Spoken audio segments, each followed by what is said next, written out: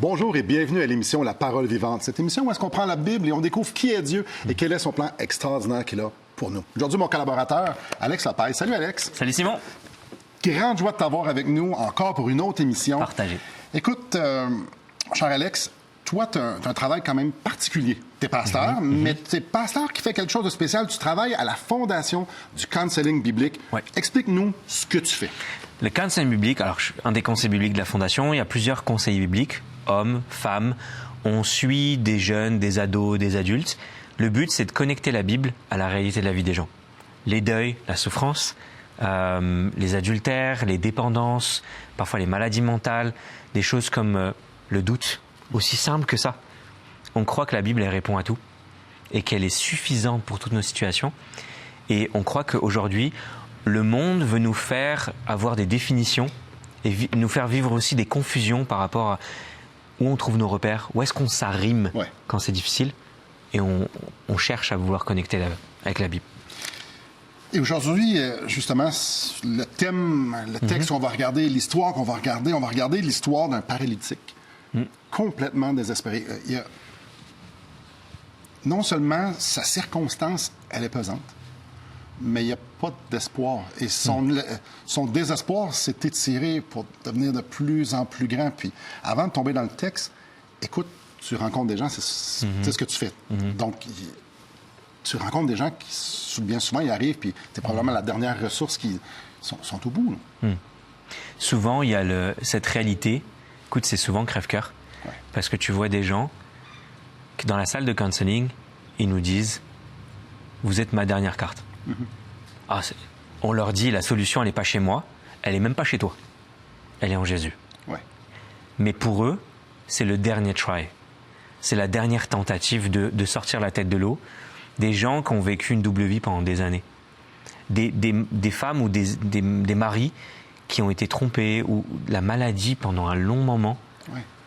Qui fait juste le cancer.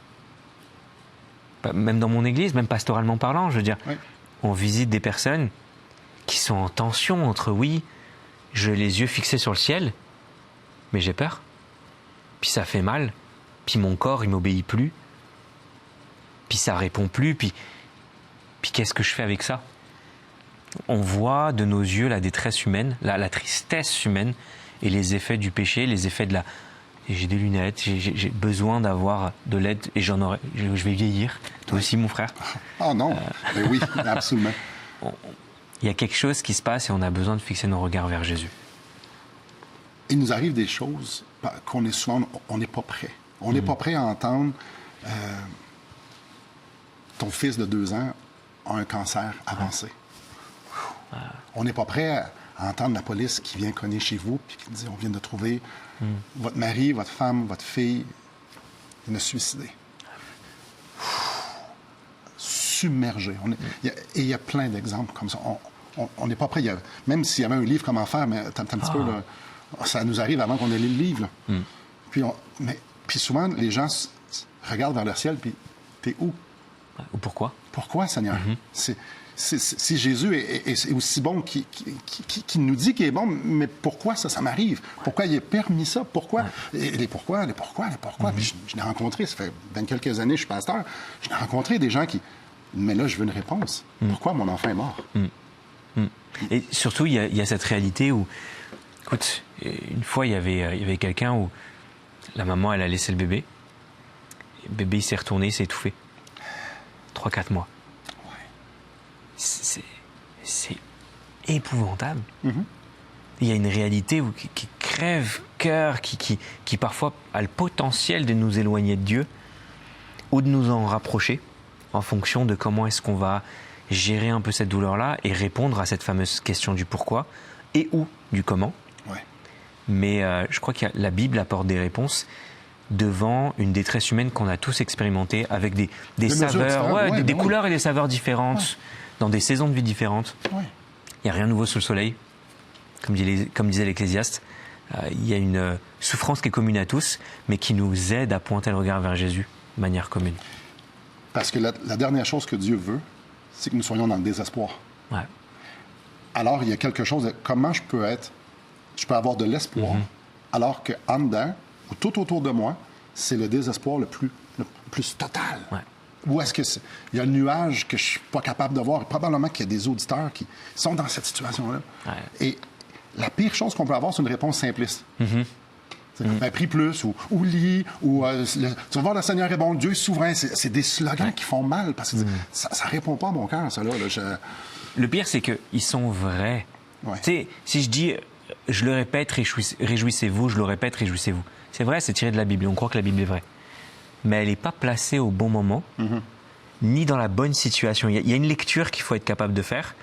Je suis convaincu, écoute, il y a une beauté dans les Écritures, c'est quand on regarde dans tout l'Ancien Testament, tous les moments d'épreuve, notamment dans le désert. Écoute, le désert, par définition, c'est un lieu qui supporte difficilement la vie.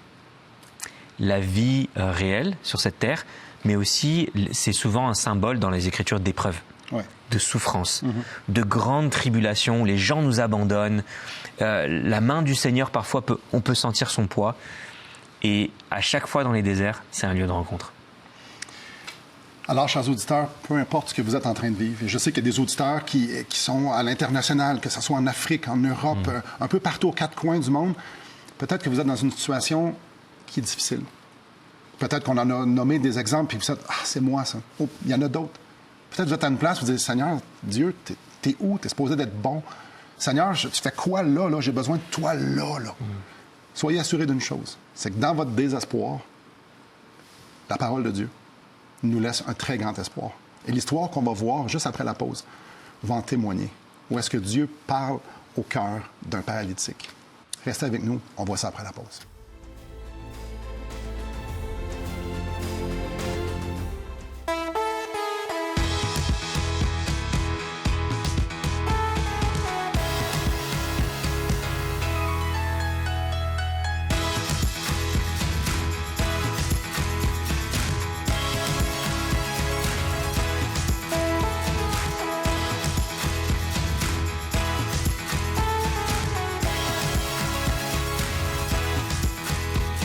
Pour en savoir plus, visitez radioespoir.ca.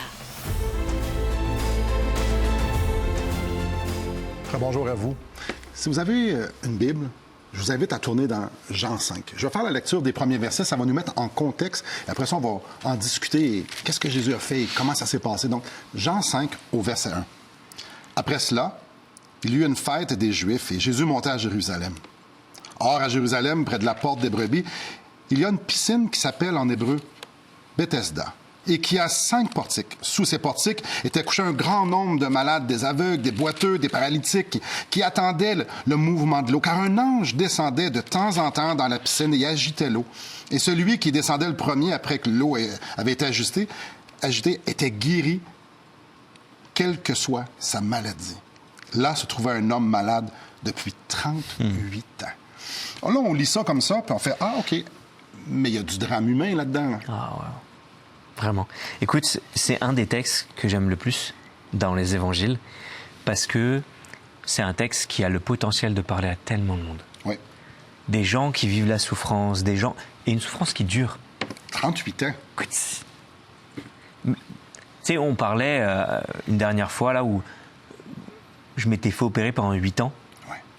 8 fois consécutifs, c'est de l'attente, c'est de la souffrance, etc. Ça va-tu fonctionner? Il y a du doute qui s'installe, il y a une attente, il y a parfois des attentes envers Dieu, il y a des attentes envers les autres. Écoute, 38 ans, il y en a plein qui lâchent la barque. La famille qui est plus à côté, les amis qui disparaissent. Là. Écoute, souvent, dans ce temps-là, quand tu étais malade, tu dépends des autres. Il n'y a pas de filet social. Le gouvernement n'aide pas. Là. Ici, c'est ta famille, c'est les gens, c'est les autres qui te nourrissent. Puis là, on lit qu'il fait 38 ans qu'il est là, mais il y a quelque chose qui attire mon attention. C'est que là, il y a plein de gens qui sont malades, toutes sortes de maladies, toutes sortes de gens qui sont désespérés, des gens qui vivent dans une situation très précaire. Puis souvent, les maladies, dans ce temps-là, socialement, c'était mal vu. Ouais, t'es impur. Ouais. T'es coupé de la société.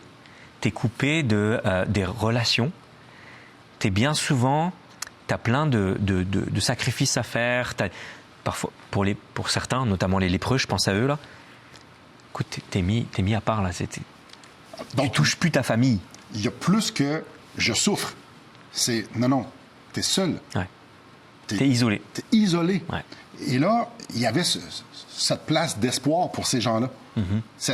Donc, parfois, un ange descendait, puis le premier qui va dans la piscine est guéri. Ce qui m'interpelle ici, c'est que si lui, ça fait 38 ans, qu'il voit des gens se faire guérir. Il a peut-être vu des amis. Oui. Parce que j'imagine, quand malade, en personne isolée, là, toi, t'es guéri. Il a peut-être vu sa famille, il a peut-être vu des amis, des collègues, des gens avec qui... Tu sais, dans la souffrance, tu sympathises. Tu t'associes parce qu'il y a des éléments communs. Clairement. Qui créent des liens, qui créent une affinité. On a le même langage. Ouais. On a le même langage de la souffrance et on a la même dépendance. On a la même attente. Ouais. On attend tous d'être guéris par Dieu. Et ici, lui, il en a vu beaucoup de personnes être guéries. Ça me fait penser à des gens qui sont seuls, adolescents, tout le monde, tous les hommes, les femmes rêvent de se marier ou d'être avec quelqu'un qui va faire le bonheur. Et petit à petit, j'ai rencontré des gens que les années passent, ne trouvent pas la bonne personne, des relations brisées, ça fait mal, laisse des traces. Puis là, tout le monde se marie, ont des enfants. Mais moi, je suis tout seul. Puis des fois, on a l'impression, écoute, j'aime beaucoup ce que tu dis là, parce que des fois, ça, on le voit dans la souffrance, dans la maladie, dans les célibats. Oui. On le voit dans beaucoup de choses, où des fois, on a l'impression d'être comme dans une gare, et que tout le monde part, sauf nous. T'imagines? Tu te fais diagnostiquer un cancer, et t'es là, t'es plus puis guéri. Récidive, moi, c'est récidive, par-dessus récidive. Comme si on était dans une salle d'attente, et que c'est jamais notre tour. 38 ans. Et là, il y a quelqu'un qui arrive. J'ai arrêté au verset 5, mais il y a quelqu'un qui arrive au verset 6. Amen. Au verset 6, Jésus, l'ayant vu coucher et sachant qu'il était malade depuis longtemps, lui dit « Veux-tu être guéri? » Écoute, moi j'aime ça là, parce quand il dit sachant qu'il était malade depuis longtemps, Jésus connaît la condition de cet homme. Ouais. Depuis longtemps. Jésus connaît qu'il est malade depuis longtemps, que c'est difficile. Tout ce qu'on vient de dire, Jésus le connaît à la perfection parce que Jésus connaît les cœurs, parce qu'il est Dieu. Alors, donc il sait à quel point qu'il est brisé. Nous, on se l'imagine. Ouais. Mais Jésus le sait. Mais pourquoi il pose la question? C'est un peu ça mon rire. Mais attends un petit peu, là. Il voit qu'il est paralytique. Il sait qu'est-ce qui se passe à la piscine. Et Jésus le sait, mais il dit, c'est comme, j'ai envie de répondre, ben là, pourquoi tu poses la question? Ouais, exactement. J'aime que, tu sais, on voit ce même dialogue, on va pas y aller là, mais on voit un même dialogue dans Genèse 3, un dialogue où Jésus pose des questions évidentes. Dieu posait des questions évidentes dans Genèse 3, Jésus pose une question évidente dans Jean 5 pour engager une réponse. Dieu, il a toujours voulu un dialogue avec nous. Une relation, Amen. Un dialogue, Amen. Une communion. C'est pas une distributrice Non. À bonbons ou à cadeaux. Non, je veux qu'il y ait... Ouais. Je veux qu'il y ait cette communion-là. Pas transactionnelle. Non. Comme là, je fais ça aussi, c'est pas transactionnel. C'est comme une relation. C'est toi qui te donnes et c'est moi qui te donne. Je t'aime, tu m'aimes. Je t'aime, puis tu m'aimes, même. Ouais. Et ici, le malade va lui répondre avec toute la lourdeur qu'il a dans son cœur. Le malade lui répondit, « Seigneur, je n'ai personne pour me jeter dans la piscine quand l'eau est agitée, et pendant que j'y vais, un autre descend avant moi. » Je lis ça, ça vient répondre à ce qu'on ne peut pas répondre, mais mettre le point de « Mais j'ai pas d'espoir. Il n'y a personne. Moi, je vois le monde guérir, mais je veux bien y croire que je vais être guéri, mais je suis tout seul. Il n'y a personne. Je peux pas être guéri. 38 ans. 38 ans d'attente, 38 ans d'isolation, 38 ans de souffrance, 38 ans à vivre une vie complètement désespérée. Là, Jésus vient le voir, puis veux-tu être guéri? Je veux bien, mais je peux pas. Je suis désespéré. Je ne sais pas si ça parle à votre cœur, ça. Être dans une situation désespérée, pas déçu. Jésus nous demande très souvent, veux-tu être guéri? Veux-tu que je m'occupe de toi? Je veux rentrer en relation avec toi. Après la pause, on va regarder ça. Mais juste avant, j'aimerais vous offrir le livre « 50 raisons pourquoi Jésus devait mourir ». John Piper a pris les Écritures et il a relevé 50 raisons profondes, basées sur ce que Dieu nous dit, des promesses, pour qu'on comprenne jusqu'à quel point ce sacrifice-là est important et pertinent pour chacun d'entre nous parce que nous sommes pécheurs et il est la seule solution. Tout ce que vous avez besoin de faire, c'est nous appeler, nous écrire, vous dire, j'aimerais ça avoir le livre que Simon nous offre et on vous l'envoie tout à fait gratuitement. Après la pause, on continue de voir cet échange-là entre Jésus et ce paralytique-là. Comment Jésus va lui donner cet espoir-là? Oui, pour son corps, mais il y a plus. Restez avec nous. Depuis maintenant 15 ans, nous avons l'immense privilège d'annoncer la bonne nouvelle de Jésus-Christ.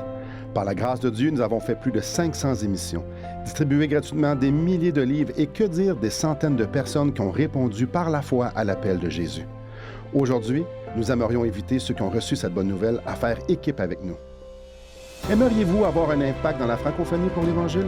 Joignez notre équipe en participant financièrement à la production de l'émission et en nous permettant de continuer à offrir de la littérature gratuitement à ceux qui sont ouverts à l'Évangile. Contactez-nous. Il nous fera plaisir de vous partager comment vos prières et vos dons peuvent faire la différence.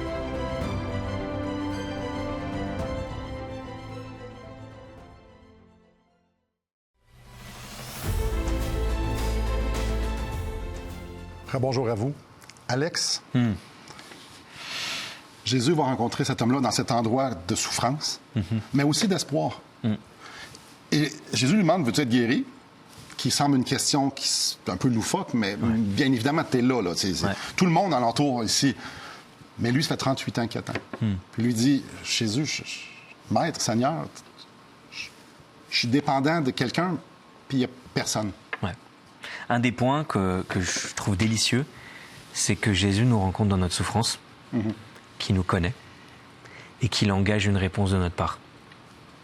Il y a une réalité où quand il est en train de dire « veux-tu être guéri ?» c'est évident. Il y a une évidence. Presque, moi, j'aurais été le paralytique, j'aurais dit avec respect « Maître, tu le sais que je veux être guéri là. Tu sais que ça fait 38 ans. » Et en plus, il illustre sa réponse par tout ce qui l'empêche. On doit me pousser, je suis pas assez rapide, je dépends des autres. Donc ça accentue ce qu'on disait un peu plus tôt. Tout ce côté un peu où le cri du cœur, le souffle de désespoir. Et Jésus qui le guérit, il dit prends ton lit et marche. Instantanément. Pas va dans la piscine. Non. Instantanément, Jésus devient la piscine de cet homme. Jésus devient l'ange qui touche. En fait, il dépasse absolument toute cette croyance populaire-là et ce qui semblait vivre. Jésus est la vraie guérison qui n'a pas besoin t'as pas besoin d'arriver en premier. T'as pas besoin d'être poussé, t'es plus dépendant des autres. Jésus nous rencontre et il y a une beauté là-dedans que je crois concrètement réelle. Mais il y a quelque chose qui est sublimé au verset 14. Je peux... Ah ben oui, mais vas-y. Au verset 14, la Bible elle nous dit, donc il va au temple. D'ailleurs, au temple, souvent, ce qui se fait, c'est on devait faire des sacrifices de reconnaissance. C'est pas tout le monde qui le faisait là. De reconnaître, remercier à Dieu pour le bienfait qu'on a reçu, la bénédiction, etc. Et verset 14, il dit, depuis, Jésus le trouva dans le temple et lui dit, voici, tu as été guéri, ne pêche plus, de peur qu'il t'arrive quelque chose de pire. Cette phrase, elle est belle. Il y a quelque chose ici. Parce qu'on va s'entendre, Jésus a guéri des milliers et des milliers de personnes. Et ils sont partis. Il n'y a pas eu tant d'interactions. Ouais. C'est pas écrit qu'il y a eu des interactions. Mais il y a des milliers de personnes. Et Jésus parle ici de quelque chose de beaucoup plus. Les autres n'ont... Il va plus loin. Exactement. Ouais, il va plus loin. Lui, il y a quelque chose de plus. Jésus a en vue quelque chose de beaucoup plus grand que la guérison. Ouais. Quoique c'est super important. Ouais. Ici, il dit, ne pêche plus. Celui qui vient de te guérir, donc clairement, Jésus démontre son autorité. Ouais. Il démontre qui il est. Ne pêche plus. Mais qu'est-ce que c'est? Le ne pêche plus de peur. En fait, l'enjeu, c'est de peur qu'il t'arrive quelque chose de pire. Il y a quoi de plus de pire que passer 38 ans au bord de la piscine, dépendant, brisé par la maladie, brisé par la souffrance. Je crois que c'est une éternité sans Dieu. Exactement. Je crois que c'est l'absence de relation avec Dieu. Écoute, c'est pire que 38 ans. Alors que était à plaindre, on n'a rien à dire sur la condition humaine et sur la difficulté, la souffrance. Mais Jésus, il avait en tête quelque chose de tellement plus... Oui, il a guéri physiquement, mais l'agenda de Dieu dépasse ce que nos yeux peuvent voir. Et il est en train de dire, décolle tes yeux de ta réalité maintenant et regarde à une réalité qui est tellement plus grande, tellement plus profonde. Je suis là. Je suis rentré en relation avec toi. Ouais. Je t'ai démontré qui j'étais, sans aucun doute. Et maintenant, je m'adresse à ton cœur. Tu as un problème de péché. Ouais. Tu as un problème de péché, puis ça a une portée éternelle. C'est pas juste sur le bord d'une, c'est pas juste sur le bord d'une piscine, c'est pas juste, c'est pas temporel. Parce que oui, sur la terre, oui, on peut souffrir. Ouais. Puis Jésus n'a pas tout guéri tout le monde qu'il a rencontré. Ouais. Mais ce que Jésus, on peut voir le cœur de Jésus, ce qui est en tête pour cet homme-là, c'est non, il y a une réalité éternelle. Et ça m'importe. Et là, je vais parler à ton cœur. Tu as un problème de péché. Ouais. C'est comme les... Écoute, tu l'as dit tout à l'heure, il y en a plein qui ont été guéris, mais ça ne veut pas dire qu'ils ont été sauvés. Et il y a une réalité... Ah, écoute, Jésus, c'est comme ce bon pote qui vient te voir et qui te dit « Oui, tu as un problème, mais tu en as un autre plus grand. Et parce que je t'aime, je te laisserai pas juste avec le petit bandage, là, le petit pansement qui va résoudre quelque chose maintenant, qui est vrai, qui est vraiment difficile. On diminuera pas la souffrance, mais Jésus, il a en tête une souffrance éternelle et pire. Ouais. Un état de séparation avec Dieu, avec son amour, avec lui. Ouais. Dans Romains 3:23, on lit « Car tous ont péché et sont privés de la gloire de Dieu ». C'est ça que Jésus a en tête. Ouais. Et Jésus, il y a l'éternité. C'est beaucoup plus long que toute la souffrance qu'on peut avoir vécue ici, toutes les années qu'on peut avoir vécues. Il y a pire. Ouais. La séparation d'avec moi. Mais je te veux. Je veux que tu sois avec moi. Ouais.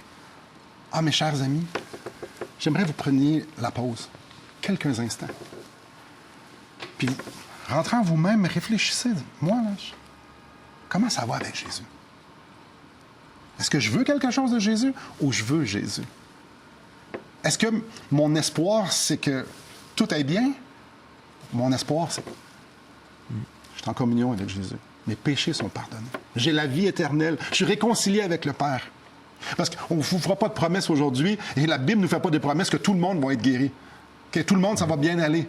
Et il y en a qui ont perdu des gens. Peut-être vous avez perdu quelqu'un de proche. C'est pas tout le monde qui va revenir à la vie, là, en fait. Non. Jésus veut parler à nos cœurs et dire « J'ai en vue ton éternité. » On revient après la pause. Méditez sur ces grandes vérités qui sont à nous tous. Parce que l'espoir, c'est là qu'elle est.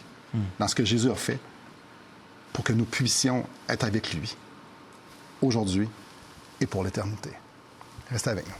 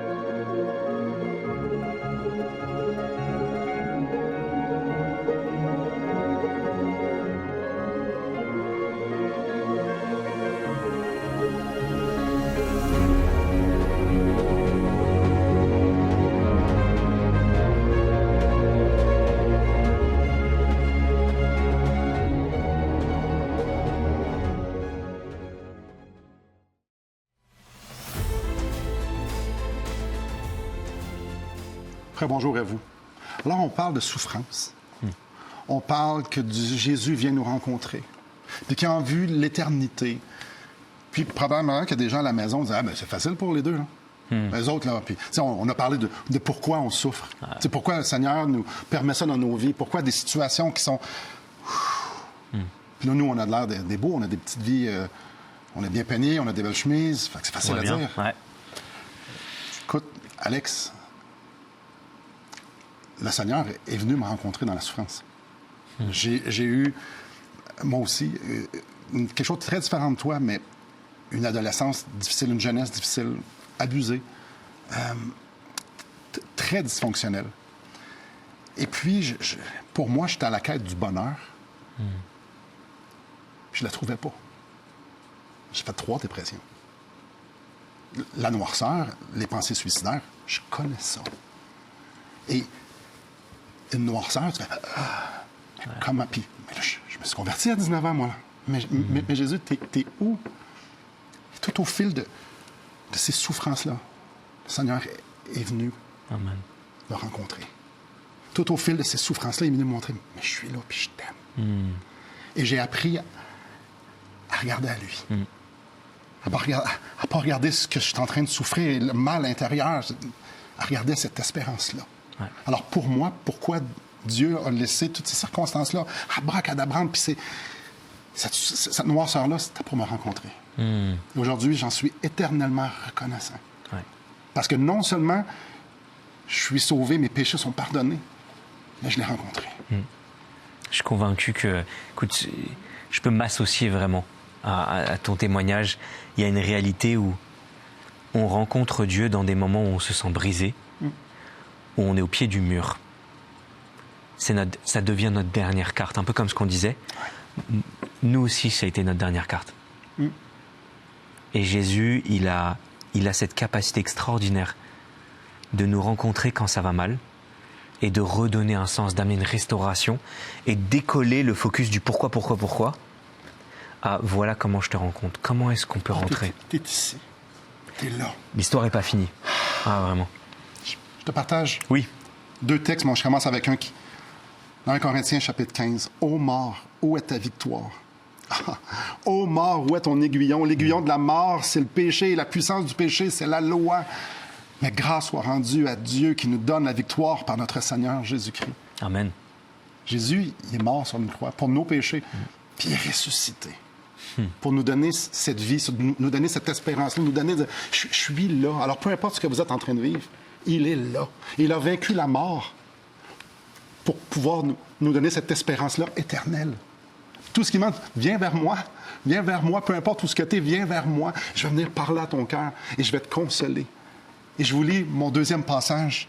« Il essuiera toute larme dans leurs yeux, et la mort ne sera plus. Il n'y aura plus ni deuil, ni cri, ni douleur, car les premières choses ont disparu. Un jour, dans l'éternité, dans sa présence, il n'y aura plus de souffrance, parce que nous allons être avec lui. » Jésus est là maintenant, chez vous, où est-ce que vous êtes. Il vous dit, viens à moi. Reconnais que tu as besoin d'un sauveur. Je suis là. Reconnais que j'ai conquéri la mort pour te donner la vie. Et on va avoir cette relation ensemble. Tu seras sauvé et tu seras mien. Amen. Merci beaucoup, Alex. Merci, Simon. Merci à vous et que le Seigneur vous bénisse.